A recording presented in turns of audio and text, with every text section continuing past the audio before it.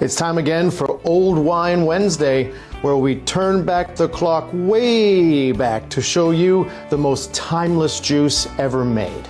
Today we're going to California. California is of course near and dear to my heart because I spent, well, most of my young life growing up there, but it took me a really long time to come back and find it. Now, maybe it's weird that I started off as a Francophile before discovering California, and we'll get to that story next time, I promise. But once I did find it, it opened up an entirely new world to me. Of course, I was a Bordeaux drinker, I was a Burgundy drinker, Rhone, all this stuff, of course, all the classics, wonderful. But then, when I found out how amazing California can be, man, my mind was absolutely blown. And this is one of the wines that did it. 1968, Louis Martini, California Mountain Cabernet Sauvignon.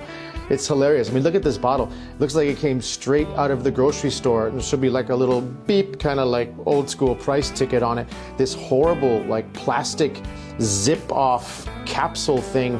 I mean, everything about this screams trash.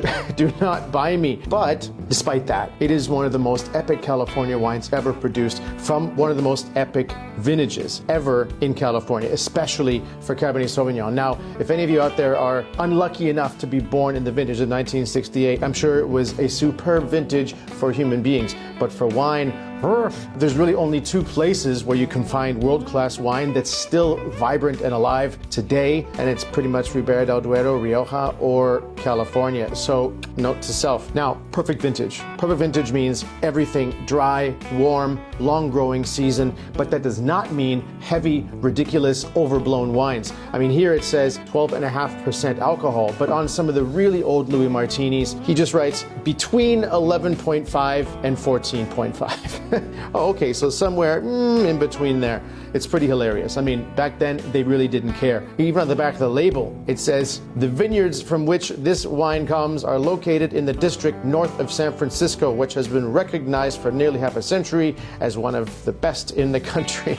No one even knew about Napa back then. They were listening to the Beatles and having their summers of love and their Woodstocks, and this was not even on the radar. But 68 was declared by, for example, Andrei Telechev, one of the grandfathers of Napa Valley with Beaulieu, to be maybe the greatest vintage he's ever made. 68 was the first vintage of the iconic Heights Martha's Vineyard, for example. So 68 was a very important year. If you've ever had this, you'll know how unforgettable it is. It looks a little bit bricky, you know, rusty. Obviously, it's showing a little age, but incredible nose. Little oxy at first, and if you decant it, yes, decant it, you heard me right. These wines need air. People think, oh, don't, it's so fragile. There is nothing fragile. This is a snarling beast. It wants to get out, and you have to let it. Otherwise, you're gonna miss out. In fact, I'd recommend decanting one of these 2 to 3 hours before you even touch it.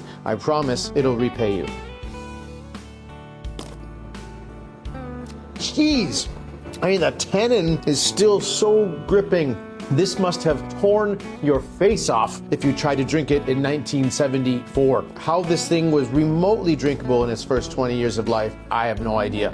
But that's the beauty of some Californians. They're deceivingly accessible when they're young, but have endless potential in the cellar. If you act quickly and you pay attention and you like, you follow, you subscribe, the Sombox Instagram, we're doing a drop on Louis Martini single vineyards, which are ultra rare from fantastic vintages, all in one box. If you're quick, you can grab one for yourself and see what I'm talking about. And if you like it, grab some, put them in your cellar, and forget about them. So if any of you out there are non-believers in the fact that not only is Napa amazing, but sometimes even better than Bordeaux itself by a long shot, then trust me, grab a 0.1 from the Sombox and check it out for yourself. I guarantee you will not be disappointed. Until next Wednesday, cheers everybody.